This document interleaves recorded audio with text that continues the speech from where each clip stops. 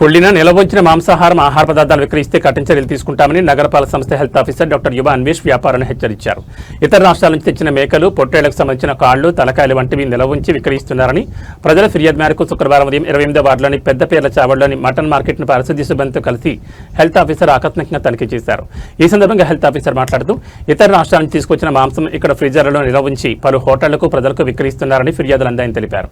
Commissioner Sharada Devi ఆదేశాల మేరకు శుక్రవారం ఉదయం తమ సిబ్బందితో కలిసి తనిఖీలు నిర్వహించామని తెలిపారు. ఈ తనిఖీల్లో అరటన్ను మేర నిలవుంచిన తలకాయలు, కాళ్లు వంటి ఇతర భాగాల మాంసం గుర్తించి సీజ్ చేశామని తెలిపారు. ముఖ్యంగా కుళ్ళిపోయిన దశలో దుర్వాసన వస్తున్న మాంసం గుర్తించామని తెలిపారు. ఫ్రీజర్లో ఉంచి దుర్వాసన వస్తున్న మాంసాన్ని ఇనుప చువ్వలతో లాగాల్సిన పరిస్థితి ఏర్పడిందని తెలిపారు. పరిసరాలు కూడా అపరిశుభ్రతతో దారుణంగా ఉన్నాయని తెలిపారు. నగరపాలక సంస్థ చట్టం 1955 సెక్షన్ 483, 484, 487, 492, 521, 541, 541, 542, 543, 544, 545, 545 మరియు 622లో అనుసరించి ఈ ఆకస్మిక తనిఖీలు నిర్వహించామని తెలిపారు. కుళ్ళిన దశలో దుర్వాసన వెదజల్లుతున్న మాంసాన్ని సీజ్ చేశామని తెలిపారు. సీజ్ చేసిన మాంసాన్ని క్రిమిసంహారక మందులతో పిచికారీ చేసి కంపోస్ట్ యార్డుకు తరలించామని తెలిపారు. నిలవ ఉంచిన కుళ్ళిన మాంసం, ఆహార పదార్థాలు విక్రయిస్తే శాఖాపరమైన చర్యలు తీసుకోవడంతో పాటు ట్రేడ్ లైసెన్స్ రద్దు చేసి జరిమానాలు విధించడం జరుగుతుందని హెచ్చరించారు. ఈ తనిఖీలు శానిటరీ సూపర్వైజర్ చెంచయ్య, మేస్త్రీలు స్వర్ణ, వార్డు కార్యదర్శులు, పారిశుద్ధ్య సిబ్బంది తదితరులు పాల్గొన్నారు.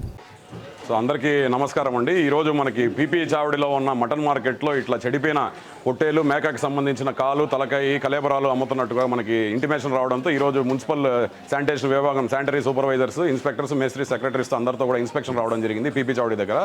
సో మీరు చూస్తున్నట్టయితే ఇక్కడ దాదాపుగా ఫ్రీజర్ కంపార్ట్మెంట్లో కొన్ని నెలల నుంచి చెడిపోయిన మేక తలలు, కొన్ని వందల సంఖ్యలో తలలు అయితేనేమి, చెడిపోయిన కలేబరాలు మొత్తం టోటల్గా మనకి కాళ్ళు, పొట్టేలకు సంబంధించిన కాళ్ళు, మేకకు సంబంధించిన కాళ్ళు అన్నీ కూడా పూర్తిగా చెడిపోయి వాసన వచ్చే పరిస్థితి ఇంత దారుణంగా పెట్టుకున్నారు ఇక్కడ షాపుల్లో. వీళ్ళందరి లైసెన్స్లు కూడా చెక్ చేయడం జరిగింది. వాళ్ళందరికీ నోటీస్ ఇష్యూ చేయడం జరుగుతుంది. ఈరోజు టోటల్గా మనకి దాదాపు 500 కేజీల స్టాక్ని మనం సీజ్ చేసాము. సీజ్ చేసి దానిపైన మనకి బ్లీచింగ్ పౌడర్తో స్టెరిలైజ్ చేసి వీటిని డంపింగ్ యార్డ్కి తరలించడం జరుగుతుంది. సో తిరుపతి లాంటి పవిత్ర పుణ్యక్షేత్రంలో నిత్యం వేలాది, లక్షలాది మంది భక్తులు ఎక్కడెక్కడి నుంచో వచ్చి మనకు విజిట్ చేస్తూ ఉంటారు. అలాంటి ప్రాంతంలో ఇంత దారుణంగా వీళ్ళు పెట్టడం అనేది చాలా అవమానకరము. వ్యాపారాలు ఇంత దారుణమైన పరిస్థితికి మాత్రం చేయొద్దండి. ఎవరు కూడా కావాలంటే రేట్లు కొంత ఎక్కువైనా కూడా ప్రజలు ఇబ్బంది లేకుండా మనకి తీసుకునే అవకాశం ఉంది. కానీ ఈరోజు మీరు గమనించినట్లయితే మేము కూడా నిజంగా షాక్ అయ్యాం. శానిటేషన్ విభాగము ప్రతి ఫ్రీజర్ కంపార్ట్మెంట్లో కూడా కొన్ని కేజీలు మాంసం మనకి కులిపోయిన, వీళ్ళ దగ్గర బిల్లులు లేవు, ఎప్పుడు కొన్నారు, పర్చేస్ చేశారు లేదు, నలుపు రంగు తిరిగిపోయి వాసన వచ్చి దారుణమైన పరిస్థితిలో కనిపించిన అన్ని మెటీరియల్ కూడా సీజ్ చేశాము. సో ఇలా మన బయట మీరు తెలియదు, కనపడదు, మార్కెట్లో అంతా వీటిని రంగులు వేసేసి వీటిలంతా మసాలాలు కలపడం వల్ల మీకు బయట కనపడదు. కానీ ఇంత దారుణమైన పరిస్థితిలో సర్వ్ చేసే ఫుడ్ మాత్రం ప్రతి ఒక్కరికి మేము నోటీస్ ఇష్యూ చేసి మున్సిపల్ కార్పొరేషన్ తరపు నుంచి వాళ్ళ లైసెన్స్ కూడా రద్దు చేస్తాము. ఇది హెచ్చరికగా తీసుకోవాలి. ప్రతి ఒక్కరు కూడా వ్యాపారం చేయాలి. ప్రజల ఆరోగ్యంతో మాత్రం చెలగాటం ఆడే అధికారం ఎవరికీ లేదు.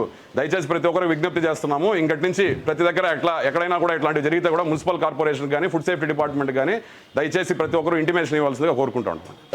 ఫ్రెష్గా అవైలబుల్ అయ్యే స్టాక్ని తీసుకొని వచ్చి ప్రజలకి సర్వ్ చేయాల్సిన మటన్ మార్కెట్లో మనకి చెన్నై నుంచి, తమిళనాడు నుంచి, వేరే ఇతర రాష్ట్రాల నుంచి కూడా టన్నుల సంఖ్యలో వీళ్ళు తీసుకువచ్చి దాన్ని నెలలు స్టోర్ చేసి కులిపోయిన పరిస్థితిలో ఇక్కడ మనకి స్టోరేజ్ కంపార్ట్మెంట్లో స్టోర్ చేయడం జరిగింది. సో వీటన్నిటిని కూడా మనం మున్సిపల్ కార్పొరేషన్ చట్టం 541, 42, 43, 44, 45, 46 కింద మనం వీళ్ళ మీదకి నోటీసులు ఇష్యూ చేసి భారీ పెనాల్టీ వేయడం జరిగింది. అండ్ ఆ స్టాక్ను కూడా మనం సీజ్ చేసి మన డంపింగ్ యార్డ్కి పంపిస్తూ ఉన్నాము, వాటిని శానిటైజేషన్ చేసి.